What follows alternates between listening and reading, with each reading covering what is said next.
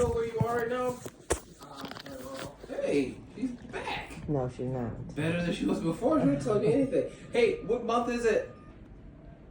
I believe we just crossed over into second. Month. Yeah, What do you say?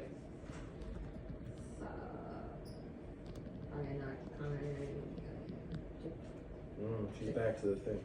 Your CT scan was negative, which is good.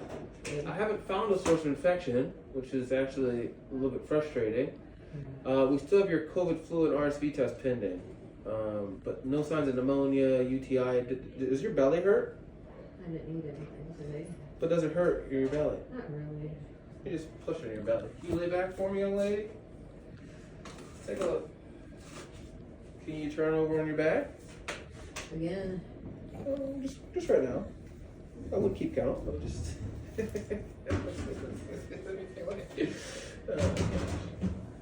Again. No, not again. Just right now. Oh, there we go. Okay. You think you can roll over? Do I have to? No, you don't have to do anything. But it's in your own best interest. What do you say? Get stabbed. You're not gonna get stabbed. Just try to relax, young lady. But I need to actually do a good exam, so I just want this shoulder back here, if you don't mind. You think you can do that for me? Yeah. Just this way, the way I'm nudging. Just that way. What do you think? I have a headache.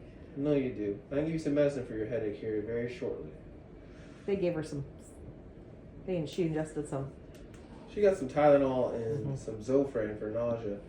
Tylenol's a decent medicine, but I have a better one for headache. Only if you roll over.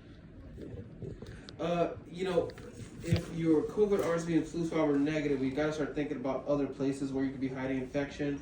The belly, right? We sort of think about the belly, give the vomiting, etc. And then we think about, like we mentioned, meningitis, which is an infection of the cerebral spinal fluid and sort of layers of your brain. There's a fever, change of mental status, etc.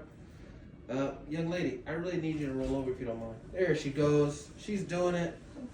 I know you are. Good blanket. Does it hurt your belly when I push? No, not really. Now you go a little bit.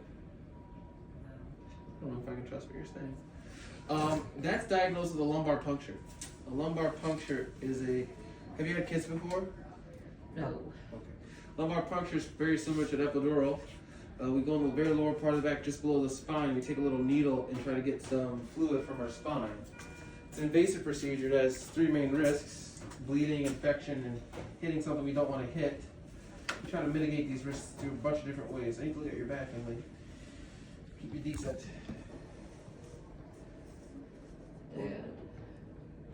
Try to mitigate these risks through a number of different ways. Anatomy, etc., using a small needle, etc. But that may be a procedure that we pursue if we don't have a more plausible reason for why she's like. Is that going around too? I mean, I know it's. No, not necessarily going around, no. Typically, in the classic story, someone who's been in a congregate setting, college, jail, they have multiple people sick, for example, they live with, they present with headache and change of mental status and fever.